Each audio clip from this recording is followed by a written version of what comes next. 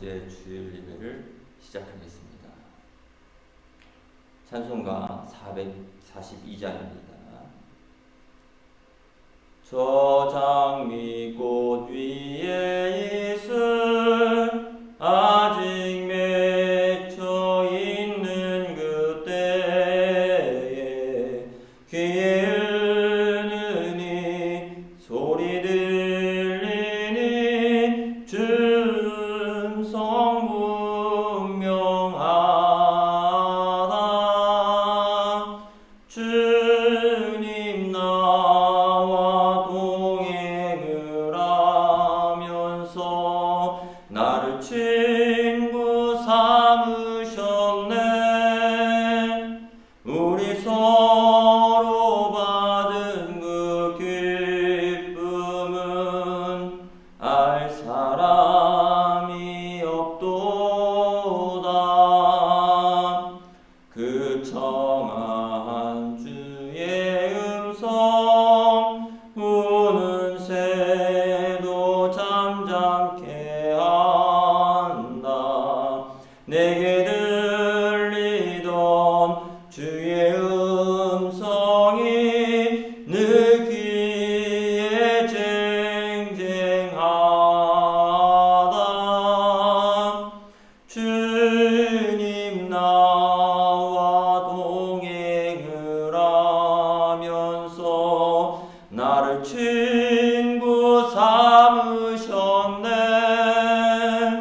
우리 서로 받은 그 기쁨은 알 사람이 없도다. 밤 깊도록 동산 안에 주와 함께 있으려 하다. 괴로운 세상에 할 일 많아서 날 가라 명하신다. 주님 나와 동행을 하면서 나를 친구 삼으셨네. 우리 서로 받은 그 기쁨은 알 사람이 없도다. 교동문 16번입니다. 교동문 16번입니다. 여호와여, 내가 주께 부르짖으오니 나의 반석이여, 내게 귀를 막지 마소서. 주께서 내게 잠잠하시면 내가 무덤에 내려가는 자와 같을까 하나이다. 내가 주의 지성소를 향하여 나의 손을 들고 주께 부르짖을 때에 나의 간구하는 소리를 들으소서. 악인과 악을 행하는 자들과 함께 나를 끌어내지 마옵소서. 그들은 그 이웃에게 화평을 말하나 그들의 마음에는 악독이 있나이다. 그들은 여호와께서 행하신 일과 손으로 지으신 것을 생각하지 아니하므로 여호와께서 그들을 파괴하고 건설하지 아니하시리로다. 여호와를 찬송하며 내게 간구하는 소리를 들으심이로다. 여호와는 나의 힘과 나의 방패시니 내 마음이 그를 의지하여 도움을 얻었도다. 여호와는 그들의 힘이시요 그의 기름 부음 받은 자의 구원의 요새시로다. 아멘.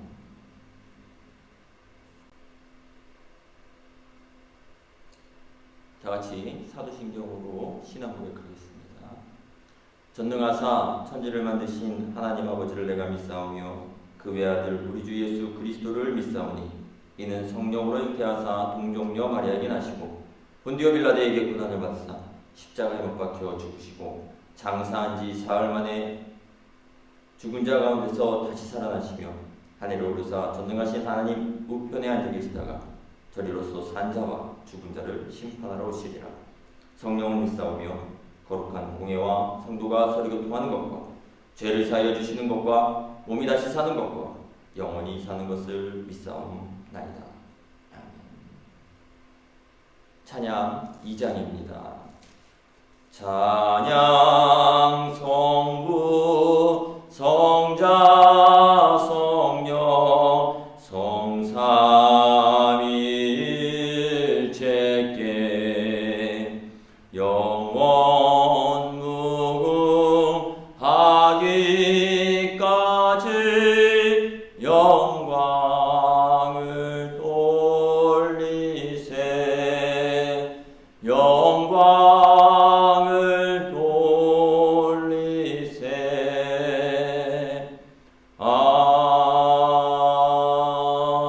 아멘.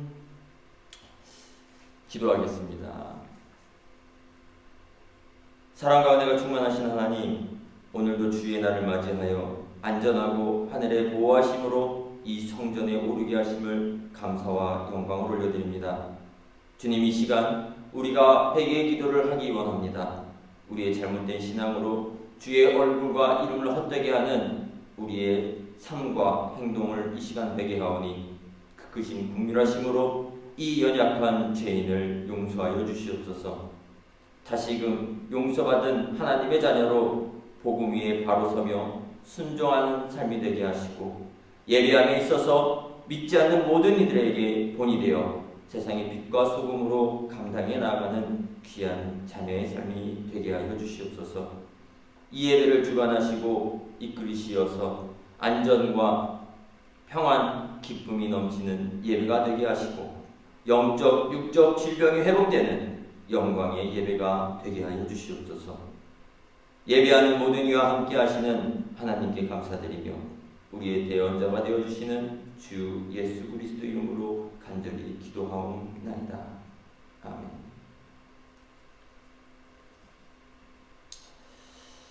성경 말씀 보겠습니다. 성경 말씀은 빌립보서 3장 10절부터 12절입니다. 빌립보서 3장 10절부터 12절 말씀입니다. 봉독하겠습니다. 내가 그리스도와 그의 부활의 권능과 그 고난에 참여함을 알고자 하여 그의 죽으심을 본받아 어떻게 해서든지 죽은 자 가운데서 부활에 이르려 하노니 내가 이미 얻었다 함도 아니요 온전히 이루었다 함도 아니라 오직 내가 그리스도 예수께 잡힌 바 된 그것을 잡으려고 달려가노라. 아멘. 네, 오늘의 말씀은 그리스도가 목표인 성도의 삶이라는 제목을 가지고 이 사순절 5번째 주일을 한번 가지면서 말씀을 나눠보도록 하겠습니다. 우리가 삶을 살아가면서 수많은 목표들이 있습니다. 그 목표를 달성하기 위해서 우리는 끊임없이 노력하고 또한 그 목표를 달성했으면 또 다른 새로운 목표를 세우면서 그 목표에 다다르기 위하여 우리는 끊임없이 달립니다. 이처럼 세상과 세상의 삶의 목표는요 너무나도 단순합니다. 계속해서 돌고 있죠. 좀 더 나은, 좀 더 높은 위치, 좀 더 많은 지식, 그것들이 모든 삶의 목표가 되어서 삶을 즐기고 풍요롭게 하는데 우리들의 목표가 되었죠. 그리스도인도 예외는 아닙니다. 그렇다고 그 목표가 좋지 못한 목표는 아니죠. 그러나 우리는요, 그리스도인은요, 그러한 목표를 가지고 살지만 더 확실한 목표를 두고 우리는 살아가야 합니다. 성도된 그리스도인이 된 우리들은요, 그 목표를요, 세상에서 찾을 것이 아닌, 세상의 지식과 세상의 지혜에서 찾는 것이 아니라, 세상의 경험에서 찾는 것이 아니라, 우리는요, 그것을 성경, 하나님의 말씀에서 찾아야 하는 것입니다. 바울은 자신을 예수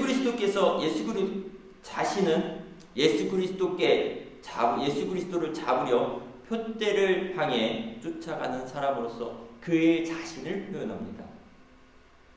천국을 향해, 그리스도를 향해, 복음 전도를 향해 달려간다고 그는 그렇게 자신을 이야기합니다. 그러한 바울은요, 그리스도를 목표로 삼은 우리에게, 여러분에게 모델이 되어주고 있죠. 바울은 오직 그리스도를 알고 그분과 연연하는 삶, 그러한 삶을 바울 자신의 인생의 목적으로 삼고 있습니다.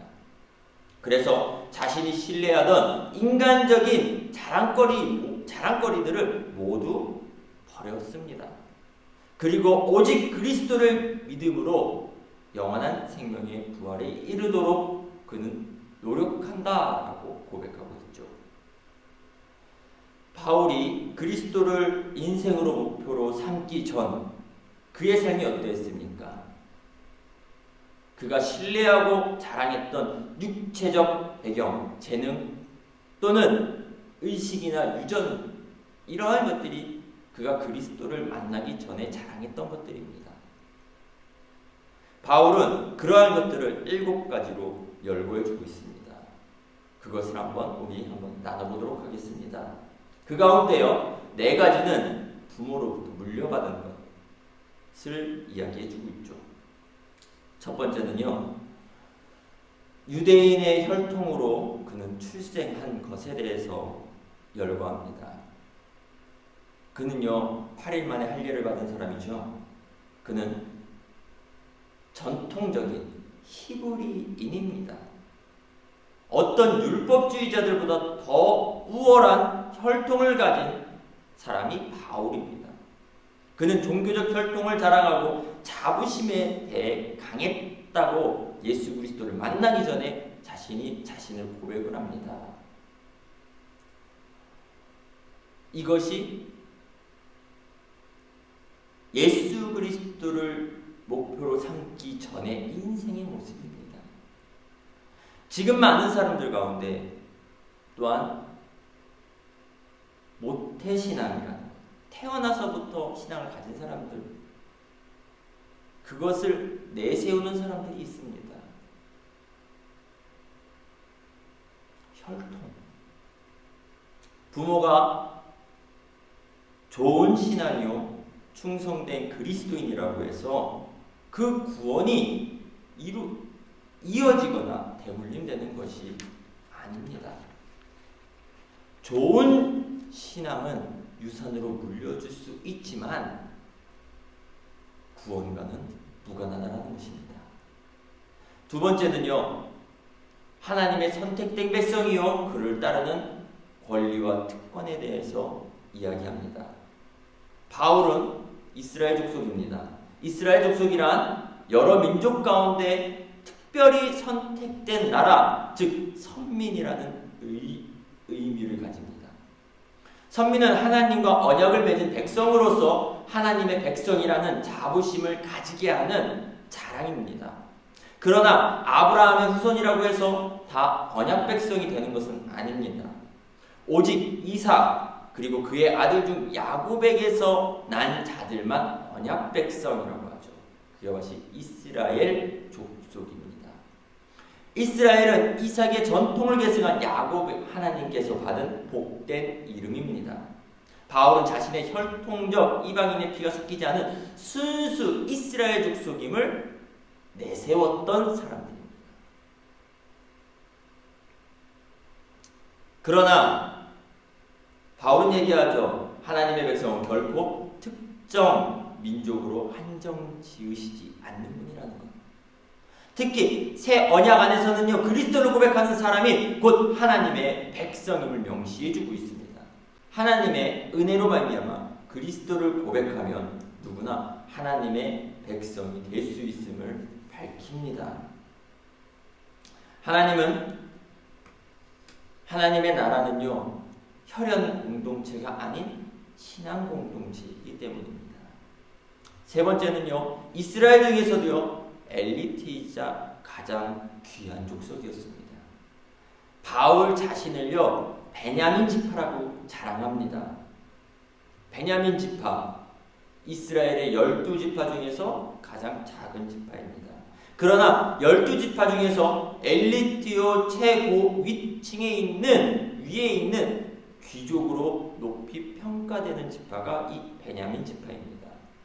베냐민은 야곱의 여러 아내들 중에서 가장 사랑했던 라알의 소생입니다. 또한 이스라엘의 초대 왕 사울, 베냐민 지파에 속한 자였습니다.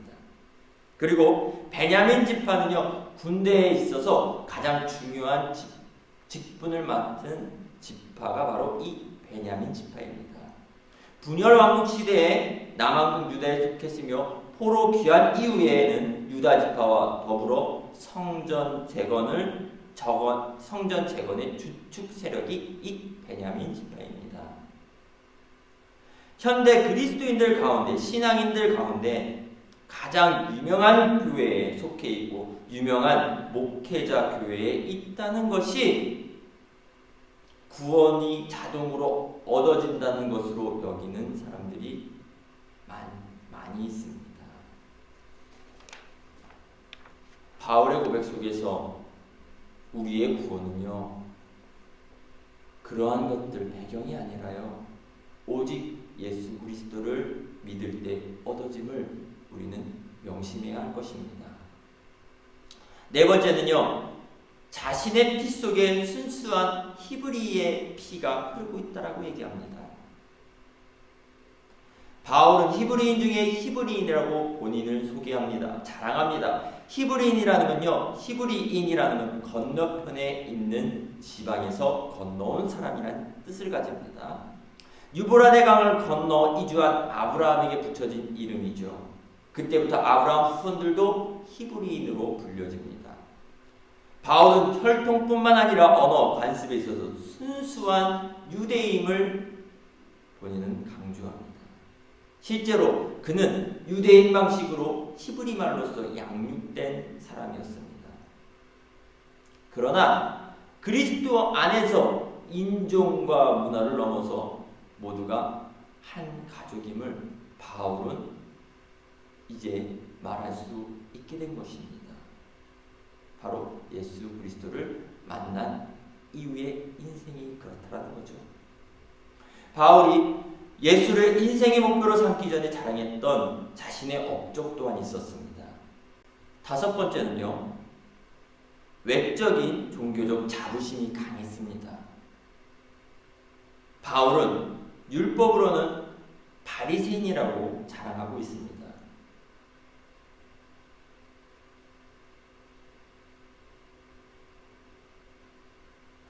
바리새인의 기원은 유대 역사에 마카비 혁명과 하스몬 왕조 시대를 거쳐갑니다. 당시 헬라 정신이 무분별하게 받아져서 정통 신앙이 훼손하던 무감각한 유대인들에 의해 반발로 형성된 사람들이죠. 그 사람들이 바로 바리새인들입니다. 그들은 스스로 분리주의자라고 칭하며 초기에 정치를 삼가고 종교의 순수성을 지켜가려고 했습니다. 이들은 인간의 불명과 육신의 부활 그리고 천상의 존재를 믿고 있던 사람입니다. 그러나 단순히 모세의 율법 및 구약 성경에만 만족한 사람들이 아니었죠. 분리주의자, 이 바리새인들은 서기관들을 해석적 전승인 구전 율법에 포함된 무수한 계명도 철저하게 지켜야 하는 의무로 규정이 있습니다. 당시 그들은 유대 사회에서 가장 유력한 하나의 당파였고요. 전통파로 취급되던 사람들이 이 바리새파들이었습니다. 바울은 소아시아 다소에서 태어났던 사람입니다. 그곳에서 팔레스타인 밖 디아스포라의 영역입니다. 그러나 그는 분명 순수한 유대인의 혈통으로 태어났고 전통 바리새인으로 자란 사람입니다. 또한 그는 예루살렘에 유력하여 당대 최고의 유대 사상가였던 가말리엘 문화에서 교육받은 사람이죠. 바울은 스스로 바리새파가 되기 택했고 율법의 열성적인 추종자로 섰다라고 얘기합니다. 그는 누구보다 유대 종교에 뛰어났으며 그의 조상들은 유전을 준수하는 문제에 있어도 그는 열심히 있던 사람입니다. 현대 지금 이 시대의 종교인들 가운데 율법적이고 엄격한 형식을 자랑하는 사람들이 많이 있습니다. 즉 바리새인적인 종교적 행위를 자랑하는 사람들이죠. 그러나 그것만이 하나님의 의를 이루는 방법이라고 할 수 없는 것이라는 것입니다. 여섯 번째는 유대인의 입장에서 그는 선한 열망이 강했던 사람입니다. 바울은 열심히 하는 교회를 박해했다고 자랑합니다. 그가 다메섹 도상에서 부활하신 예수님을 만나 극적으로 회심하기 전에는 교회를 박해하는 일에 누구보다 앞장섰던 사람입니다. 유대인의 입장에서 선민 이스라엘 공동체의 순수성을 유지하기 위해서 열심을 다한 사람입니다. 그것을 위해서 율법과 유대교 전통 신앙에서 위배되는 일을 교회에서 하고 있다라고 생각했기 때문에 교회를 박해한 것입니다.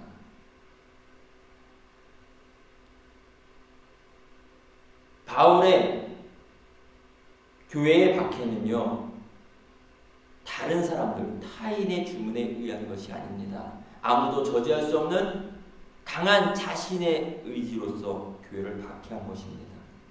바울은 교회에 대한 박해는 그릇된 열심, 잘못된 열심에 기초하는 것입니다. 교회를 박해하는 것이 하나님을 향한 믿음의 순수성을 보호하는 것으로 잘못 판단했던 것이죠. 오늘날에도 많은 그리스도인이 조심해야 할 일들이 있습니다. 우리의 믿음과 또는 신앙에 있어서 상관이 없는 일에 열심을 내고 있는지, 그 열심으로 인해서 다른 그리스도인들, 다른 교회들을 손가락질하고 있지 않는지 우리 자신을 살펴보아야 하는 것입니다. 즉 잘못된 열심을 우리는 경계해야 하는 삶을 살아야 하는 것이죠.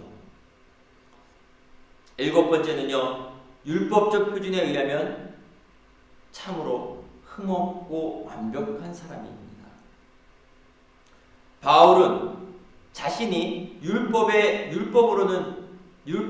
의로 흠이 없음을 스스로가 자랑하고 있습니다.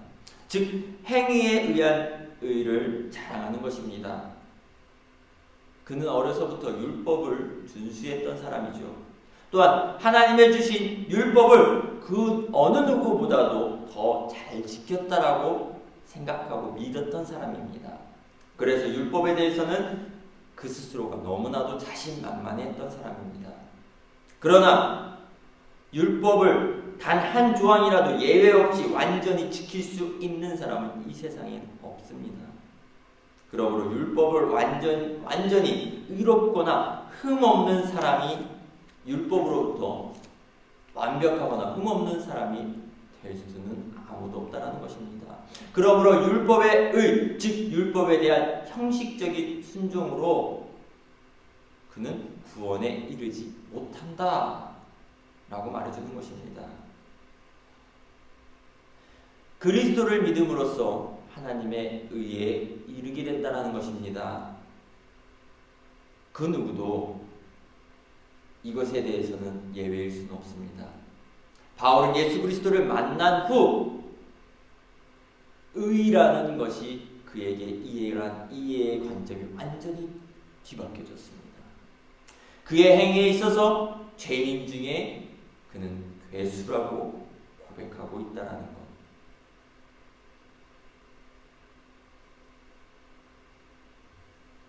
그의 고백에서 통해서 알 수 있습니다. 바울은 혈통적으로 물려받은 것이나 자신의 노력으로 얻은 것으로 자랑할 만한 모든 것을 분명히 가지고 있었습니다. 그러나 그의 인생의 목표가 예수가 되었죠.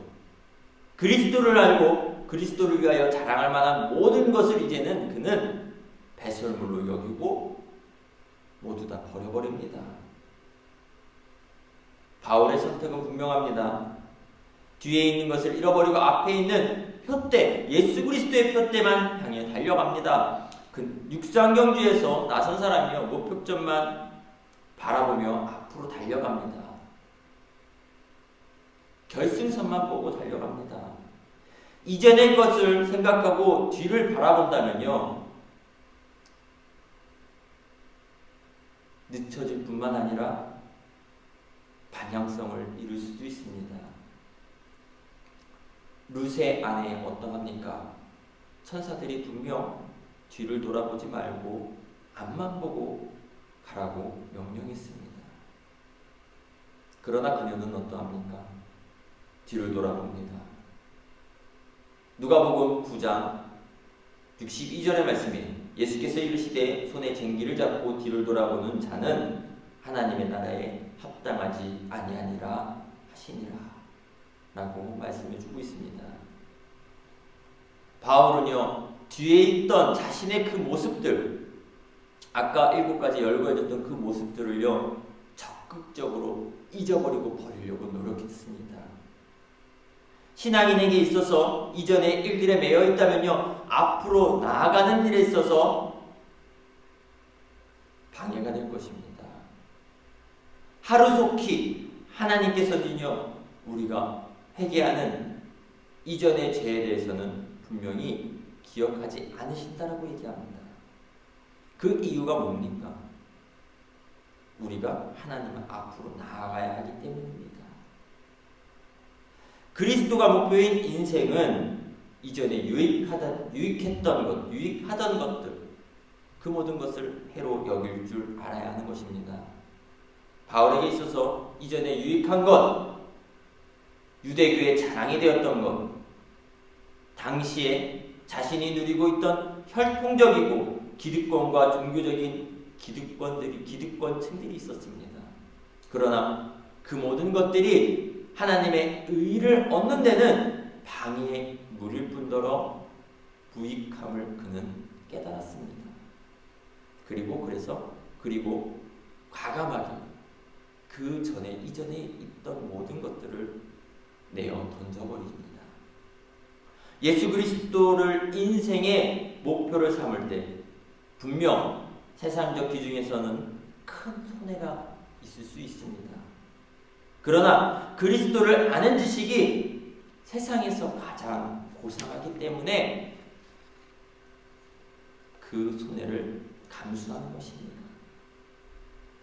바울은 과거의 것들을 해로 여긴다라는 것, 그의 삶에 있어서 또한 지금까지 변함이 없습니다. 오직 그리스도만이 그에게 자랑입니다.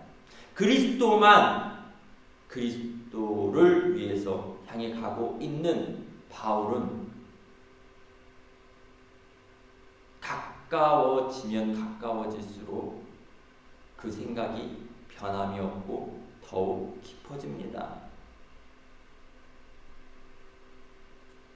오늘 우리의 신앙이 어떠합니까?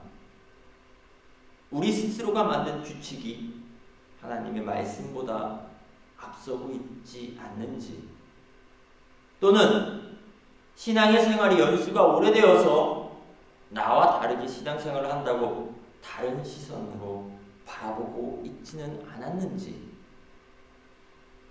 우리의 신앙생활이 형식적이고 외식적이지 않았는지 우리는 생각해 보아야 합니다. 예배를 빼놓지 않고 참석하는 것, 분명히 신앙인으로서 기초가 됩니다. 신령과 진정으로 되어진다면요, 그 예배는 분명 더 좋은 예배가 될 것입니다. 단지 하나님의 징계가 무서워서 예배에 참석한다? 형식과 외식이라는 마음가짐이 자리 잡은 예배인 것입니다. 하나님의 몸된 교회에 대한 헌신도 자발적이고 기쁨 가운데 행해져야 합니다. 마지못해서 교회 안에서 봉사한다거나 교회 안에서 일을 한다면, 헌신한다면 하나님을 기쁘시게 하는 일이 되지 못한다라는 것입니다. 그것 역시 형식적이고 외식적인 봉사와 헌신이기 때문이죠. 그리스도인에게 있어서 구원받기 전에 화려했던 과거는요, 주님 앞에서 자랑거리가 되지 못합니다. 오히려 그것을 해로 여기고 그리스도의 성품에 이르기까지 우리는 달려나가야 합니다. 자신을 그리스도로 채우기 위해 나 자신을 비우고 십자가 앞에 나아가야 하는 것입니다. 주님 앞에서는 인간적인 것, 세상적인 것은 아무것도 필요가 없습니다. 우리가 가지고 있는 인간적인 의나 공로는요, 하나님의 나라와 하나님의 의에 이르는데 아무런 도움이 되지 못한다라는 것, 여러분 잊지 마시고 기억하시기를 간절히 부탁드립니다. 사랑하는 여러분, 오직 그리스도를 믿음으로 하나님의 의에 이룰 수 있고, 그를 우리의 삶의 목표로 삼고 쫓으며 영광의 자리에서 예수님을 만나고 함께하는 행복한 교회 성도 여러분이 되시기를 이 시간 간절히 축원합니다. 기도하겠습니다. 주님, 그 크신 은혜로 세상의 것을 해로 여기며 오직 주님만이 우리의 삶의 근원이며 진리이자 생명이 되게 하심을 감사를 드립니다. 주님, 이 시간 우리의 이전의 세상의 모습과 죄의 겉옷을 벗어던지며 회개하오니 크신 자비와 은혜로 용서하시고 이전의 모든 죄악을 생각지 마시며 주님께 달려나가는 삶으로 언제나 기쁨으로 순종하고 열심으로 하나님의 의에 이르는 하나님의 백성과 자녀가 되게 축복하여 주시옵소서. 오늘 이 시간 예배하는 성도님들의 삶과 모습에 하늘의 능력과 힘을 부으시어서 하나님의 얼굴을 드러내며 예수 그리스도의 삶을 행하게 하시고 성령의 뜻을 이루는 행복한 교회 온 성도가 되게 축복하여 주시옵소서. 오늘 이 예배를 인도하시며 주관하시는 만군의 주 여호와 하나님께 감사드리며 이 모든 말씀 주 예수 그리스도 이름으로 간절히 기도하옵나이다. 아멘. 찬송가 310장입니다.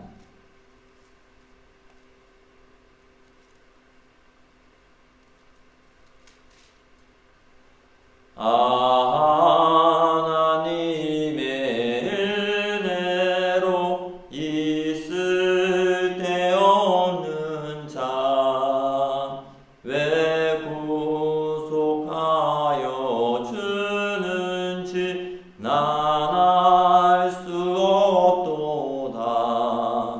내가 믿고 또 의지함은 내 모든 형편 아시는 주님 늘 보해 주실 것을 나는 확실히 아네. 왜 내게 굳센 믿음과 또 복음 주셔서 내 마음이 항상 편한지 난 알 수 없도다.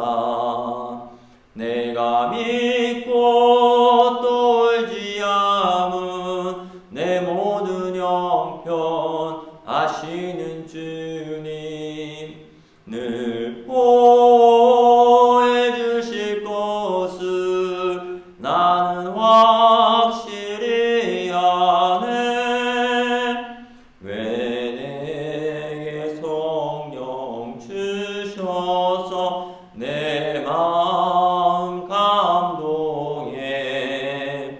주 예수 믿게 하는지 난 알 수 없도다. 내가 믿고 또 의지함은 내 모든 형편하시는 주님 늘 보호해 주실 것은 나는 확실히 아네. 주 어째 강림하실지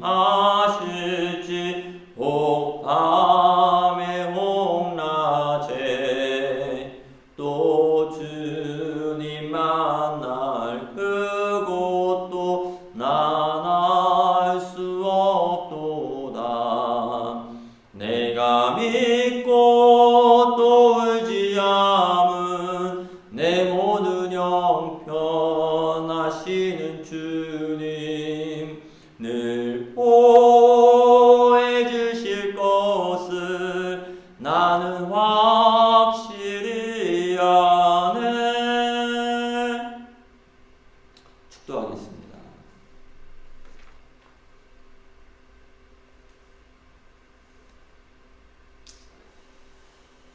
지금은 하늘의 것을 바라보며 하늘의 힘을 얻게 하시는 예수 그리스도의 은혜와 우리를 구원의 길로 달리며 그리스도의 표대에 이르게 하기 위하여 이전의 모든 죄악들을 기억하시지 않는 하나님의 사랑과 하나님의 의에 이르고 그리스도께 나아가기 위해 하늘의 힘과 능력, 지혜와 지식을 부어주시는 성령님의 감동감화 역사하심이 지금부터 영원까지 함께 하시기를 간절히 축원하옵나이다.